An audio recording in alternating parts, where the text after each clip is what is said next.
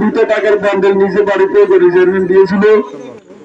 আমার মা, আমি পাশে দাঁড়াবো, আমার মা বলছে আমাকে 50টা টাকা দেন।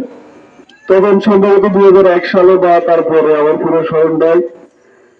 তখন আমার মাকে আমার বাবা বলেছিল যে এটা তো তোমাদের জন্য দেয় নাই, এটা তুমি কেন নিবা। এটা ছিল তখন আমি যখন ছোট ছিলাম তখনকার, তার সাথে তো আমি নিজে দেখেছি। এরপর থেকে যখন আমার বুঝ হয়েছে, আমার বাবা দীর্ঘদিন বিদেশ ছিল, আমি বাংলাদেশ জাতীয় দলের সাথে সম্পৃক্ত ছিলাম, থাকতে গিয়ে বিভিন্ন ভাবে আমার পরিবার হেনস্থ হয়েছিল। একদিন আমার বাবা বিদেশ থেকে প্রায় 10 মিনিট মোবাইলে কান্না করছে একটা ঘটনাকে কেন্দ্র করে। শুধু দোষারোপটা আমারও করছে যে তোর কারণে আজকে আমার পরিবারের এই অবস্থা।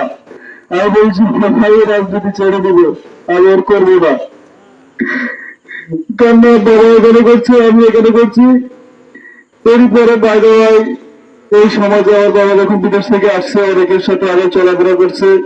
দীর্ঘ 3টা বছর আমি পরিবারে একটা টাকা দিতে পারি নাই। আমার পুরো পরিবারটা আমার বাবা 70 বছর বয়সে চালিয়েছিল।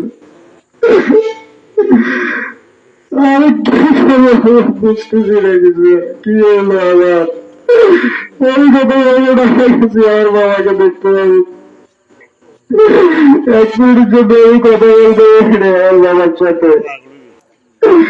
আমি আমার বাবাকে অনেক ঠকিয়েছি। এই বয়সে মানুষের বাবার অপরাজিত নামাজ পড়ে আর বলছে আর বাবাকে ক্ষমা করে দেবে।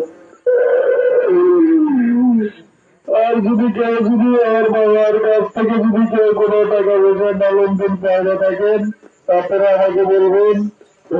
আমার সাধ্য থাকা অবস্থায় আমি